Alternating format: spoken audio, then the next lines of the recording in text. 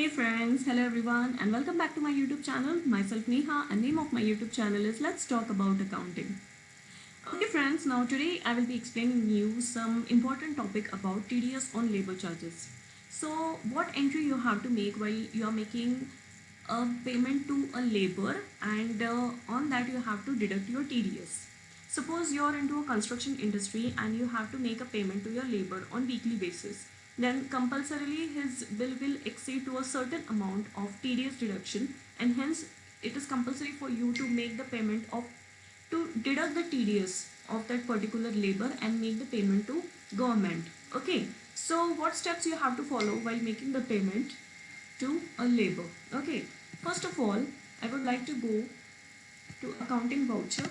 Okay, so uh, first I will be making the payment to for that particular labor. Okay, now suppose for example I am making that payment through bank and the name of my labor is suppose Babulal. Fine. So and I have to make a payment of 10,000 rupees to that particular labor. So I have to deduct his TDS with the respected rate. So what is the rate for labor? It's 1%. It means if I have to make a payment of 10,000, then compulsorily I have to deduct 100 rupees in the name of TDS, and ultimately I have to make that payment to government in coming month. Okay, so if I want to make a payment of 10,000 to Babulal Muzawar, okay, which is his weekly wages, then I have to deduct his TDS, and hence the total payment will be 9,900 after deducting the TDS. Okay, so in narration you have to mention the check number first. So this is the check number and the payment made after deducting TDS rupees 100. So this is the perfect narration, means after making this entry, if any of our colleague views our voucher, then he would be in that state of understanding that what exactly transaction we have made. Okay, and accept it. Fine. So I have made this payment to my labor. Now my second step is go to F7.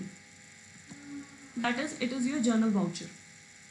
At the same time you have to make this journal voucher entry because you have to make this payment expense realized. So why you made the payment to this party? Suppose he was in charge of Bandkam. So I will debit my Bandkam, but for Bandkam I was compulsorily have to pay 10,000 rupees because my Bandkam expense for that week was 10,000 rupees. Okay, then next I have to mention the name of that labor, but I paid him how much? 9,900.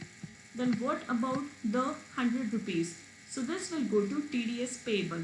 TDS payable comes under your duties and taxes. Okay, so this will be 100 rupees. Now you can see that 10,000 was for my particular expense.